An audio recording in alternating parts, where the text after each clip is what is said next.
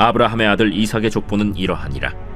아브라함이 이삭을 낳았고 이삭은 40세에 리브가를 맞이하여 아내를 삼았으니 리브가는 밧단 아람의 아람 족속 중 브두엘의 딸이요 아람 족속 중 라반의 누이였더라.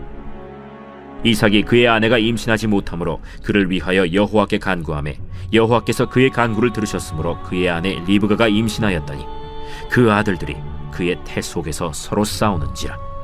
그가 이르되 이럴 경우에는 내가 어찌할꼬? 하고 가서 여호와께 묻자온데 여호와께서 그에게 이르시되 두 국민이 내 태중에 있구나. 두 민족이 내 복중에서부터 나누이리라. 이 족속이 저 족속보다 강하겠고 큰 자가 어린 자를 섬기리라. 그 해산 기한이 찬즉 태에 쌍둥이가 있었는데 먼저 나온 자는 붉고 전신이 털옷 같아서 이름을 에서라 하였고 후에 나온 아우는 손으로 에서의 발꿈치를 잡았으므로 그 이름을 야곱이라 하였으며 리브가가 그들을 낳을 때 이삭이 60세였더라. 그 아이들이 장성함에 에서는 익숙한 사냥꾼이었으므로 들사람이 되고 야곱은 조용한 사람이었으므로 장막에 거주하니 이삭은 에서가 사냥한 고기를 좋아하므로 그를 사랑하고 리브가는 야곱을 사랑하였더라. 야곱이 죽을 쑤었더니 에서가 들에서 돌아와서 심히 피곤하여 야곱에게 이르되 내가 피곤하니 그 붉은 것을 내가 먹게 하라. 그러므로 에서의 별명은 에돔이더라. 야곱이 이르되 형의 장자의 명분을 오늘 내게 팔라. 내가 죽게 되었으니 이 장자의 명분이 내게 무엇이 유익하리요? 오늘 내게 맹세하라. 에서가 맹세하고 장자의 명분을 야곱에게 판지라. 야곱이 떡과 팥죽을 에서에게 주매 에서가 먹으며 마시고 일어나 갔으니 에서가 장자의 명분을 가볍게 여김이었더라. 오늘 말씀 창세기 25장 큰 자가 어린 자를 섬기리라 입니다. 여러분 주변에 믿지 않는 사람들보다 잘된 것이 많습니까? 안 되고 있는 것들이 많습니까? 남편, 직장, 자녀, 물질, 건강 등등 불신자들에게 뭐라도 보여줄 게 있어야 될 텐데 보여줄 것이 없고 잘 되는 것이 없어서 만날 때마다 신앙적으로 해줄 말이 없을 때가 있지는 않습니까? 오늘 이삭과 리브가가 결혼을 했지만 이러한 상태다라고 말할 수 있을 것 같습니다. 아브라함은 죽기 전에 이삭에게 최고의 선물을 주었습니다. 약속의 땅을 향해 떠날 믿음 있는 리브가를 구해주므로 약속의 유업을 이어받게 했더라. 또 어제는 아브라함이 죽음을 통해서 또 사명으로 쓰임받아 이삭과 이스마엘이 제외하게 했으며 이스마엘의 족보로 마무리를 하게 되었습니다. 오늘은 그것에 이어 이삭의 족보가 나오고 있습니다. 19절 20절에 보니까 아브라함의 아들 이삭의 족보는 이러하니라. 아브라함이 이삭을 낳았고 이삭은 40세에 리브가를 맞이하여 아내를 삼았으니 리브가는 밧단 아람 족속 중 부두엘의 딸이요 아람 족속 중 라반의 누이였더라.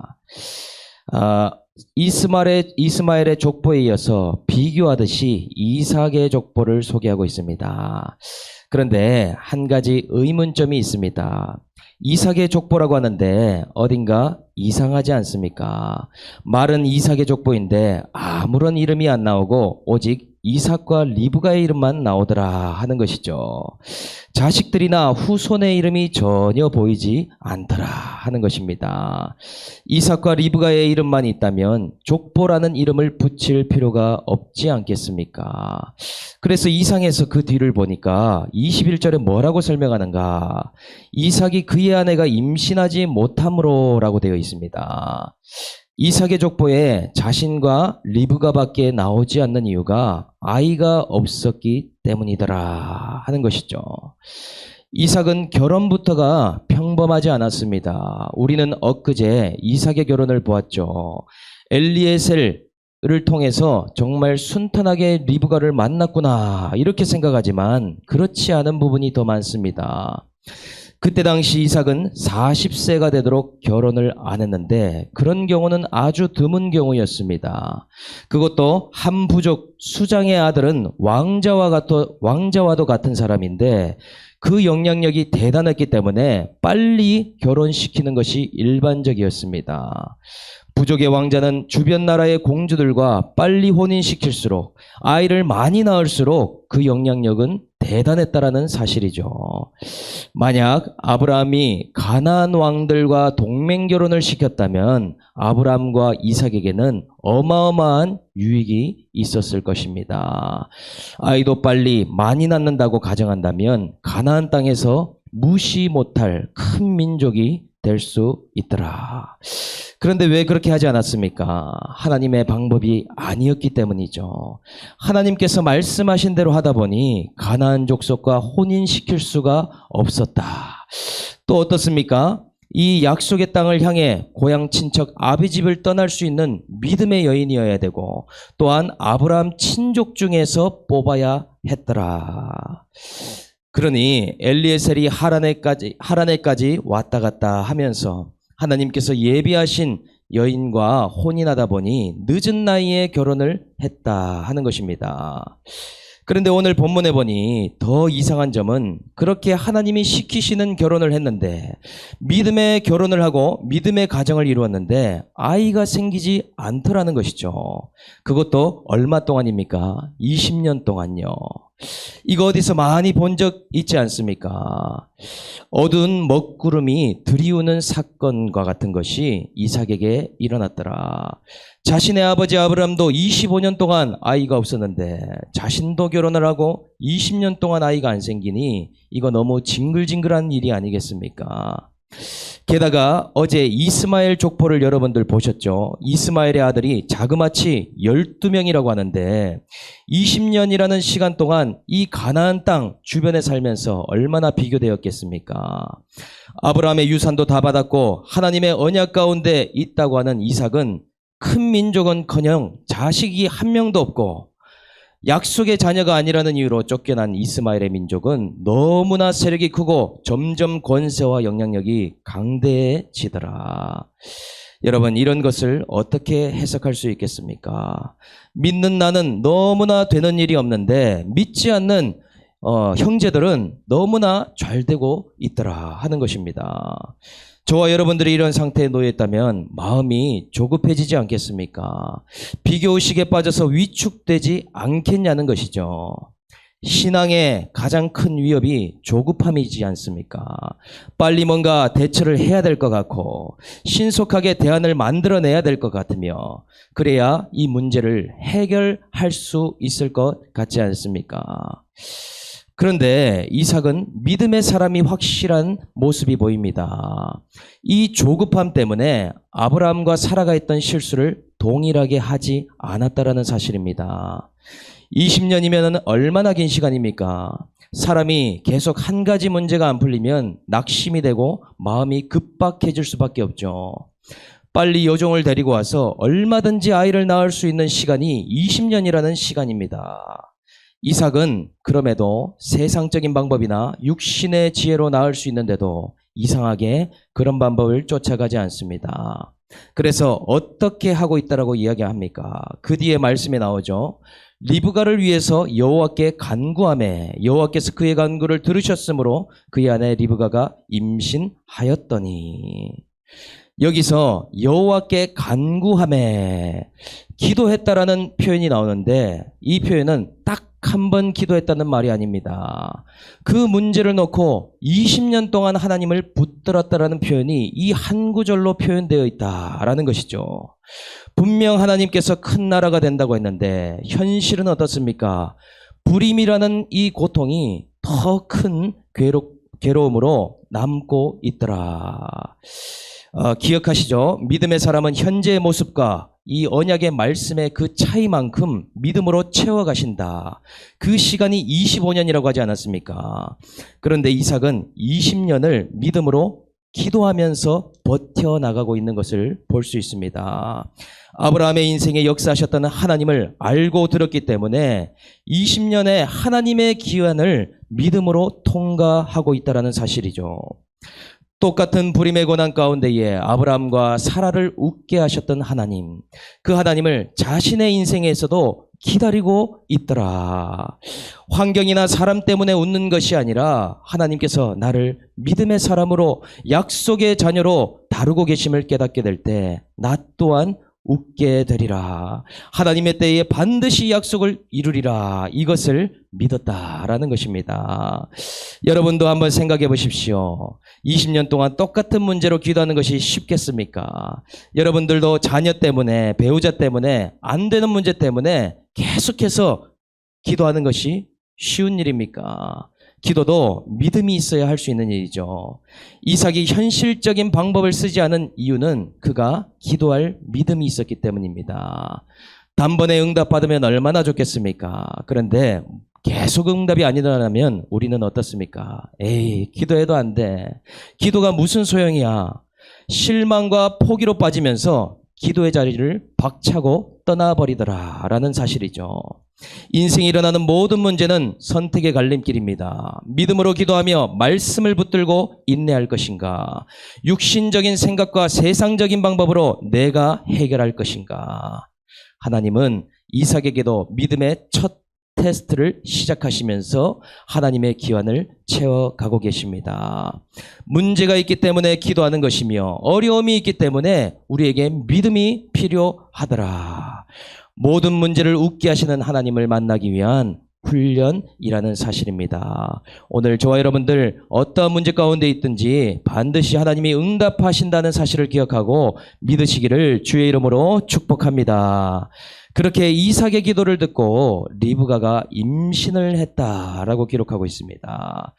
그런데 또 다음 보니 리브가의 믿음도 하나님이 보시는 것을 알 수 있습니다. 22절에 보니 그 아들들이 그의 태 속에서 서로 싸우는지라 그가 이르되 이럴 경우에는 내가 어찌할꼬 하고 가서 여호와께 묻자온대. 리브가의 별명이 여자 아브라함이라고 하지 않았습니까? 여기에서 보면 이삭만 기도의 사람인 것이 아니라 리브가도 기도의 사람이라는 것을 알 수 있습니다. 그 하란에서 떠나올 때보다 믿음이 훨씬 더 성장해 있음을 알 수 있더라. 지금 이 상황이 어떤 상황입니까? 임산부인 리브가가 굉장히 고통스럽고 두려울 정도의 태동을 느끼게 됐다라고 기록합니다. 처음 아이를 가지면 꼬물꼬물 움직이는 것이 신기하고 놀랍죠. 그런데 출산이 가까울수록 어떻습니까? 태동이 점점 강해집니다. 배의 움직임이 이상해집니다. 그만큼 불안과 두려움이 계속해서 늘어날 수밖에 없더라. 리브가에게는 지금 임신을 하면서 두려울 만큼의 이상한 움직임을 감지하고 있습니다. 그때 리브가가 어떻게 하는가? 리브가는 당장 산파에게 찾아간 것이 아니라 하나님께 기도하며 여호와께 묻자온 대로 나아가고 있습니다. 사람에게 찾아가기 전에 인간적인 방법을 쓰기 전에 1순위가 하나님께 묻자온 데의 신앙을 가졌다라는 사실이죠. 하나님 아무래도 태아의 움직임이 이상합니다. 이런 것을 10달 동안 본 적이 없는데 두렵습니다. 이것을 어떻게 해야 할까요? 이렇게 나아가고 있다라는 것이죠. 리브가가 하란에서 하나님의 부르심에 반응했고 그 이후에 계속해서 교제가 있었기에 응답을 받게 됩니다. 뭐라고 하나님이 하시는가? 23절 여호와께서 그에게 이르시되 두 국민이 네 태중에 있구나. 두 민족이 내 복중에서부터 나누이리라. 이 족속이 족속보다 강하겠고 큰 자가 어린 자를 섬기리라 하셨더라. 하나님께서는 리브가에게 하나님 자신의 계획을 알려주고 계십니다. 리브가는 자신의 두려움으로 심상치 않아 기도했지만 하나님께서는 뱃속에 있는 것이 누구인지 그리고 앞으로 있을 일까지도 미리 알려주시더라. 이렇게 이삭처럼 믿음의 기한을 채워가면서 문제에 대한 응답을 주시는 경우가 있는가 하면 리브가처럼 하나님이 행하실 일을 미리 알려주시는 응답이 있습니다. 중요한 것은 무엇인가? 여호와께 묻자온대를 할 수 있는 믿음이 있어야 한다라는 것이죠. 내가 감당하기 어렵고 두려운 일을 만날 때 여러분, 가장 먼저 사람에게 뛰어가지 않습니까? 누군가 전문가에게 뛰어가기 전에 먼저 반드시 하나님께 물어야 되더라. 하나님께 물을 수 있는 저와 여러분들 되시기를 주님의 이름으로 축복합니다. 그때는 지금처럼 초음파 검사나 성별 검사를 할 수 있는 것이 아닌데 하나님께서 이렇게 말씀하신다는 것이죠. 리브가의 태동이 이상한 게 아니라 리브가야, 네 뱃속에 두 백성이, 두 국민이 있어서 그런 것이다. 너의 배로부터 두 민족이 일어나게 될 것이고 큰 자가 작은 자를 섬기게 될 것이다. 이런 예언의 말씀을 하나님이 주시더라는 것입니다. 하나님은 둘째 야곱을 선택하셔서 이 야곱을 하나님이 세우실 것이라는 것을 말씀하신다. 그리고 나서 24절부터 26절을 보니 이렇게 기록되어 있습니다. 그 해산기한이 찬즉 태에 쌍둥이가 있었는데 먼저 나온 자는 붉고 전신이 털옷 같아서 이름을 에서라 하였고 후에 나오는 손으로 에서의 발꿈치를 잡았으므로 그 이름을 야곱이라 하였으며 리브가가 그들을 낳을 때에 이삭이 60세였더라. 이 응답을 받고 리브가는 해산에 수고를 하게 됩니다. 10달의 해산이 기한이 차고 쌍둥이가 태어나더라.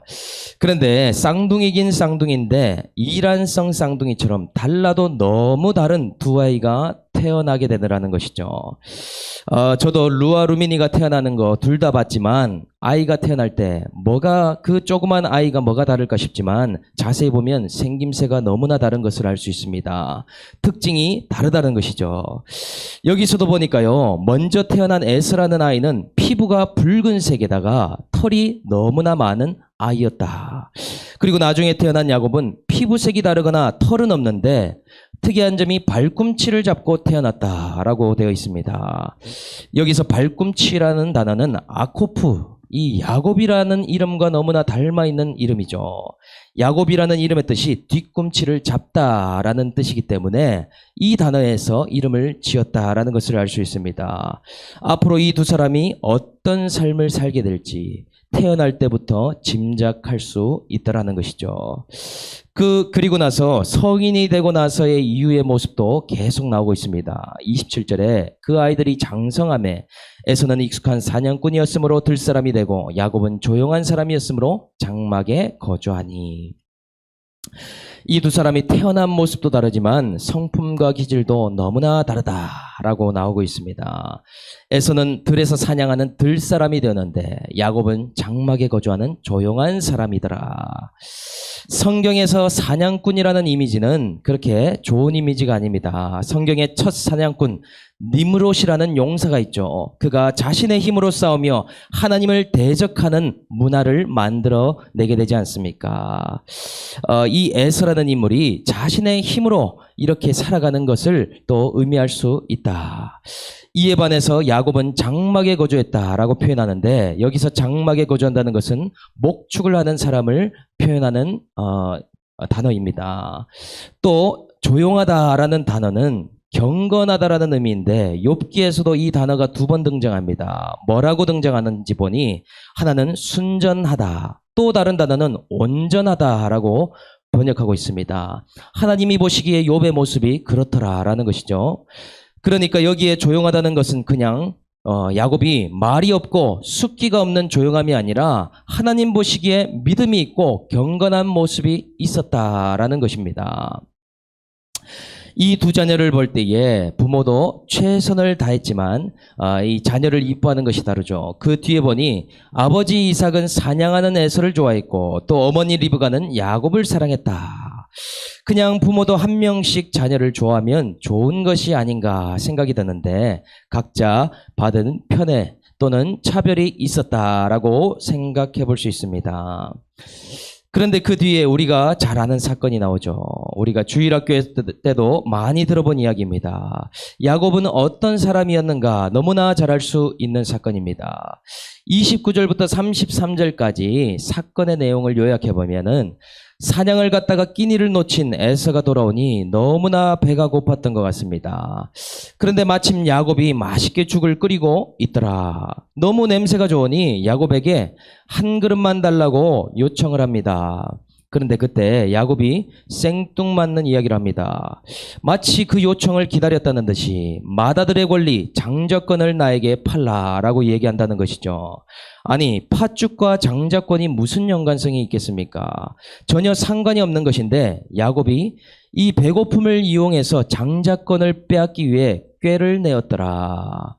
그런데 여기서 에서가 어떻게 말합니까? 마다들의 권리가 나한테 무엇이 중요하냐? 나에게는 그것이 별로 필요가 없으니 팔겠다라고 이야기를 하더라라는 것입니다. 그래서 34절에도 보면 야곱이 떡과 팥죽을 에서에게 주매 에서가 먹고 마시고 일어나 갔으니 에서가 장자의 명분을 가볍게 여김이었더라. 장자의 권리를 멸시하는 영적인 이 경거망동에 대해서 이야기를 하고 있습니다. 히브리서 2장에는 이렇게 되어 있습니다. 혹 한 그릇 음식을 위해서 장자의 명분을 판 에서와 같이 망령된 자가 없도록 살피라. 너희가 아는 바와 같이 그가 그 후에 축복을 이어받으려고 눈물을 흘리며 구하되 버림받아 회개할 기회를 얻지 못하였느니라. 망령되다라는 사람의 이 뜻은 하나님이 없는 것처럼 산다는 뜻입니다. 마다들의 권리, 장자권은 구원을 말하는데 이것을 왜 대수롭지 않게 여겼겠습니까? 하나님이 안 보이기 때문에, 하나님을 믿지 않기 때문에 그렇게 행동했더라라는 것이죠. 이 에서는 이렇게 장자권을 판 이후에도 사실 아무것도 바뀌는 것이 없었습니다. 환경도 사람도 해오던 대로 그대로 였으며 아버지는 에서를 사랑하고 어머니는 야곱을 사랑하고 그대로 들에서 사냥하고 야곱은 장막에 머무는 삶 그대로였습니다. 장자권이 눈에 보이지 않았다라는 것이죠. 그런데 이것을 결정한 그런 모습을 보면 이 야곱과 에서는 할아버지 아브라함으로부터 이야기를 수없이도 들었을 것입니다. 에서와 야곱이 15살이 될 때까지 아브라함이 살아있었는데 간증을 듣지 않았겠습니까? 왜 우리 집안이 본토 아비집을 떠나 이곳까지 왔는지, 하나님이 어떤 약속을 주셨고 너희 아버지 이삭이 어떻게 태어나게 됐는지, 하늘의 별을 보여주면서 땅의 티끌을 보라고 하면서 앞으로 우리 민족이 이렇게 될 것이다. 너희 어머니가 하란에서부터 여기까지 온 이유를 다 이야기해 주지 않았겠습니까? 이 집안에서는 하나님에 대해 이야기하는 것이 너무 일상적인 이야기고 믿음에 대해 말하는 것이 너무 평범한 이야기입니다. 아브라함의 종들 중에 아무나 한 사람을 붙잡아도 다 간증하고 말할 수 있는 이야기더라. 그런데 에서는 왜 이 하나님에 대해서, 장자권에 대해서 이렇게 가볍게 여겼을까요?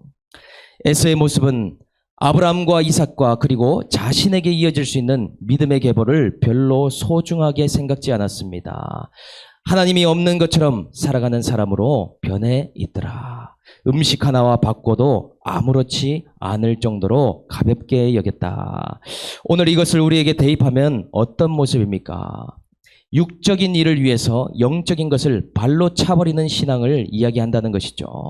육신의 욕심을 위해서 하나님과 멀어지는 일을 주저하지 않습니다. 영적인 기쁨을 외면하고 세상의 맛에 취해서 은혜의 맛을 잃어버리는 사람이더라. 육신을 기쁘게 하느라 하나님을 슬프게 만들며 세상의 영광을 따라가느냐, 하나님의 축복을 가볍게 여기는 사람, 그런 사람을 오늘 말하고 있습니다. 오늘 세상에서 웃느라고 하나님 앞에 웃을 수 없게 되는 사람, 그것이 우리들의 신앙, 우리들의 모습이 아닙니까? 오래 신앙생활 했는데 하나님의 언약 안에 있지 않는 타락한 마음을 경계하라고 하나님께서 말씀하고 계십니다. 오늘 우리에게 주신 구원의 장자권을 잃어버리지 않고 영적인 일을 육신의 일보다도 먼저 생각함으로 이 장자권을 빼앗기지 않는 저와 여러분들 다 되시기를 주 예수의 이름으로 축복합니다. 적용 질문 드리겠습니다. 믿지 않는 친척들은 잘 나가는데 나는 안 되는 모습 때문에 기도하고 있습니까? 아니면 기도를 포기하고 있습니까? 두려움의 사건 앞에서 누구에게 가장 먼저 묻자 온대를 하고 있습니까? 사람입니까? 하나님입니까? 나는 육적인 일과 영적인 일 둘 중에서 무엇에 우선순위가 있습니까? 오늘 말씀 생각하면서 한번 기도하겠습니다. 하나님 아버지, 저는 경건한 사람도 믿음의 사람도 아닙니다. 기도할 수밖에 없는 문제를 주셨기에 오늘 기도하게 되었고, 내 힘으로 되지 않는 믿음의 환경을 주셨기에 오늘도 주님 앞에 나왔습니다. 지금까지 주님을 쫓는다고 했지만 육신의 욕심을 위해서 하나님과 멀어지는 일을 주저하지 않았고, 세상의 맛에 취해 은혜를 잃어버릴 때가 많았음을 고백합니다. 또한 육신을 기쁘게 하느라 하나님을 슬프게 할 때가 많은 죄인입니다. 나의 죄악을 고백하오니 주님 불쌍히 여겨주시고 긍휼을 베풀어 주시옵소서. 오늘 나에게 주신 장자권의 자리, 기도의 자리, 말씀의 자리, 영의 일을 행하는 그 일을 육신의 일보다 먼저 생각할 수 있는 저희 모두가 될 수 있도록 은혜를 베풀어 주시옵소서. 하나님, 그리하여서 하나님의 장막에서 종령이 주님과 교제하며 하루를 그 은혜로 살아갈 수 있도록 붙잡아 주시옵소서. 하나님, 저희들의 삶에 사건과 문제가 찾아올 때마다 이삭과 리브가와 같이 문제를 놓고 기도할 믿음이 있기를 원합니다. 여호와께 먼저 묻자와 할 수 있게 해주시고 하나님의 기한의 때를 인내하며 믿음으로 하나님 통과할 수 있도록 오늘 하루도 역사하여 주시옵소서. 감사를 드리며 우리를 구원하신 예수님의 이름으로 기도드립니다. 아멘.